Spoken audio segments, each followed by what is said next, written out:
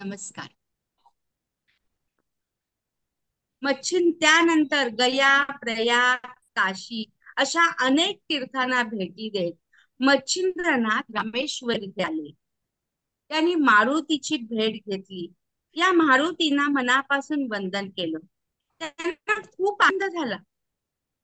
मारुती पटकन आमच्या मच्छिंद्रनाथांना म्हणाले, गेली 24 वर्ष मी तुमची वाट पाहत होतो. मी स्त्री राज्यात जाईन असं वचन तुम्हाला दिलं होतं. पहिल्या अध्यायात, दुसऱ्या अध्यायात याच्यावर आपण बोललो आहोत, ऐकले आहे. स्त्री राज्यात जाण्यासाठी मारुतीनी म्हटलं होतं. मारुती फार चतुर आहेत, गोड आहेत एकदम. त्यांनी मच्छिंद्रनाथांकडून त्याचं वचन घेतलं. आणि आता ते म्हणाले, तुम्ही माझ्याकडे इतक्या वर्षांनी आलात, पण मी तुम्हाला कडून घेतलेलं वचन नाही हो विसरलो. तुम्हाला आता माझ्या वचनांची पूर्तता करायची. हे ऐकून मच्छिंद्रनाथांनी लगेच होकार दिला. आपण दिलेला शब्द पाळणं खूप महत्वाचं होतं. कारण मारुतीने काय सांगितलं तर, जिथे जिथे शाबरी म्हटली जाईल तिथे तिथे तुम्हाला यावंच लागेल. भक्ती, शक्ती, युक्ती, वैराग्य याचं पूर्ण प्रतीक म्हणजे आमचे हनुमानजी आहेत. आता मच्छिंद्रनाथांच्या मनातली रुखरुख संपली होती. रामेश्वराला 3 दिवस मुक्काम केल्यानंतर मारुती आणि मच्छिंद्रनाथ पुढे प्रवासासाठी निघाले.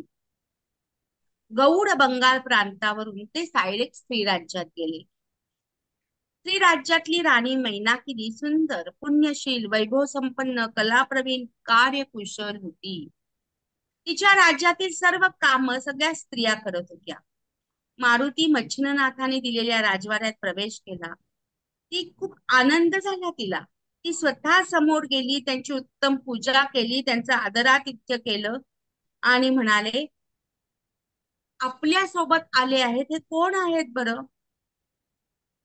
त्यावेळेस हनुमानजींनी उत्तर दिलं, मी तुला मागेच सांगितलं होतं की एक मच्छिंद्रनाथ नावाचे एक फार मोठे योगी आहेत. ते या ठिकाणी येतील आणि तुझी इच्छा पूर्ण करतील अशी त्यांनी मला वचन दिलेलं आहे. तेच हे मच्छिंद्रनाथ आहेत. तिला खूप आनंद झाला. 3 दिवस त्या ठिकाणी मारुती रामेश्वराला राहिले. मच्छिंद्रनाथ तिथेच राहिले आणि मैनावती बरोबर ते राज ऐश्वर्य भोगत होते.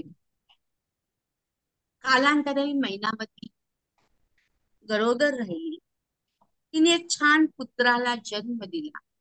त्या पुत्राचं नाव मीननाथ असं झालं आणि पुढे हा मीननाथ नाथ संप्रदायातली एक फार मोठी विभूती ठरली. नंतर मच्छिंद्रनाथ श्रीराज्यात 3 वर्ष राहिले. आता इकडे हस्तिनापुरामध्ये काय झालं तर, हा 7वा वंश म्हणजे बृहद्रवा नावाचा राजा होता. तो राज्य करत होता. एकदा त्याच्या मनात विचार आला, आपण मोठा सोमयाग करावा. आपल्या भारतीय संस्कृतीमध्ये अनेक यागांचं महत्व खूप मोठं आहे. आणि या यागांच्या महत्वामध्ये त्यांनी ब्राह्मणांना आमंत्रण दिले. सोमयागाला प्रारंभ केला आणि त्या यज्ञात अग्नीला वर्षभर आहुत्या देण्यात आल्या. एका वर्षाने पूर्णाहुती होऊन यज्ञ कार्य संपन्न झालं. शंकराने आपला तृतीय नेत्र उघडला, मदनाचं दहन केलं. तोच मदन अग्नीच्या उदरात वाढत होता. नवनारायणांपैकी अंतरिक्ष जालंधर हेच ते. जालिंदरनाथ म्हणजे मच्छिंद्रनाथांचे, सॉरी माफ करा, जालिंदरनाथ म्हणजे कानिफनाथांचे सद्गुरू.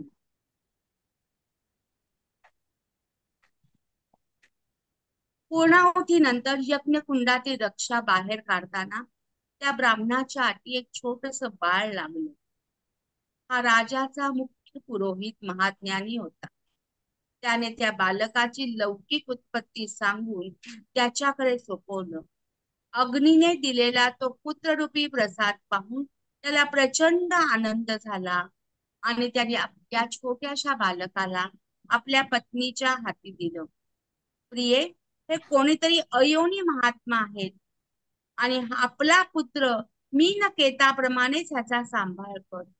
हे ऐकून तिला प्रचंड अत्यानंद झाला. तिने वात्सल्याने अतिशय प्रेमाने त्याला हृदयाशी कवटाळलं. त्याचे पटापटा पापे घेतले आणि आता ठरवलं या बाळाचं नामकरण करायचं.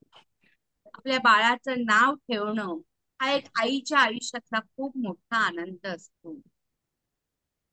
याचं नाव जालंधर असं ठेवण्यात आलं आणि त्याचं वयाच्या 8व्या वर्षी योग्य वेळी मुंज सुद्धा करण्यात आली. कालांतराने या राजाच्या मनात आलं याचा विवाह करणं योग्य होईल. त्यांनी पुरोहिताला पाठवलं आणि सांगितलं वधू याच्यासाठी शोधायला आली. हे जेव्हा जालंधरला कळलं तेव्हा ते म्हणाले, आई, बायको म्हणजे काय असतं ग? ती कशी असते? तेव्हा ती पटकन म्हणाली, ती माझ्यासारखी, मी आहे ना तशी. मग त्यांनी हीच गोष्ट आपल्या बरोबरच्या मोठ्या सवंगड्यांना सांगितली. तेव्हा त्यांना प्रपंचात सुख कसं येतं, स्त्री पुरुष समागम कसे करतात, हे सगळं दाखवलं. त्यांच्या अज्ञानाची चेष्टा केली. ते ऐकून त्यांना खूप मोठा धक्का बसला. त्यांच्या मनात अनेक प्रकारचे विचार येऊ लागले की आईसारखी आपली बायको ही मुलं सांगतात तसं करायचं म्हणजे किती किळसवाणा प्रकार आहे. त्यामुळे काय करावं हे त्यांना सुचेना. बघा, प्रत्येक मुलं आपल्या बरोबरच्या मुलांशी अनेक विषयांवर बोलत. तेव्हा जालंधर छोटे होते. जालंधरांच्या आईने ज्या वेळेस सांगितलं की बायको कशी असते तर आईसारखी म्हणजे एक स्त्री असते असं त्यांना सांगायचं होतं. ममता असते, प्रेम असते. पण ते काही त्यांना तेवढ्या लहान वयात लक्षात आलं नाही. मुलांनी जे काही सांगितलं त्यानंतर त्यांच्या मनात अनेक विचारांचे आंदोलन यायला लागले. समागम याच्यातून किळस वाटायला लागली आणि ह्याच्यातून त्यांच्या मनात विचार आले, हे काय आहे? मला नाही प्रपंच करायचा, मला नाही अशा या विषय सुखांमध्ये राहायचं, मला ह्याच्या पलीकडे जायचं आहे. आणि म्हणून पलीकडे जाण्यासाठी अरण्यात ते निघून गेले आणि राजाने त्याचा प्रचंड शोध घेतला. पण नंतर जालंधर त्यांना कुठेही सापडले नाही. एके दिवशी दर्या खोऱ्यातील हुंदून फेकलेले जालंधर एका ठिकाणी झोपले. तिथे अचानक वणवा पेटला. उग्र रूप धारण केलेला तो अग्नी वृक्ष वेलीना भक्षण करत होता. ते आपलेच बाळ आहे हे जालिंदर नाथाच्या लक्षात आलं. यांना आपण राजवाड्यात सोडलेलं असताना ते इथे कसे? या विचाराने तो चिंतामग्न झाला. त्याने त्यांना उठवलं, त्याची प्रेमाने चौकशी केली आणि विचारलं, आपण कोण आहात, इथे कसे आलात? तेव्हा ते म्हणाले, तुमची आई आणि बाप दोन्ही मीच आहे. हे ऐकून त्यांना आश्चर्य वाटले. चा संभ्रम दूर झाला आणि अग्नीने त्यांच्या जन्माची सगळी कथा त्यांना सांगितली. जालंधरनाथांचा या भूतलावरचा हा जन्म म्हणजे कानिफनाथांसारख्या एका महान शिष्याला मढी निवासी स्थित केले. कान्होबाची मढी ज्याला मानली जाते असे हे आमचे जालिंदरनाथ आणि कानिफनाथ ही जोडी प्रचंड अशी वेगळी जोडी आहे. जालिंदरनाथांचे डायरेक्ट गुरु नाथ पंथातलेही दत्तात्रेय. जसे मच्छिंद्रनाथांचे गुरु दत्तात्रेय आहेत तसे ह्यांचेही गुरु दत्तात्रेय आहेत. आणि त्यांनी या जालिंदरनाथांना सनाथ केलं आणि जीवनाचा आनंद मिळवून दिला. जनमेयाच्या वंशाकारण बृहद्रवा जन्मला.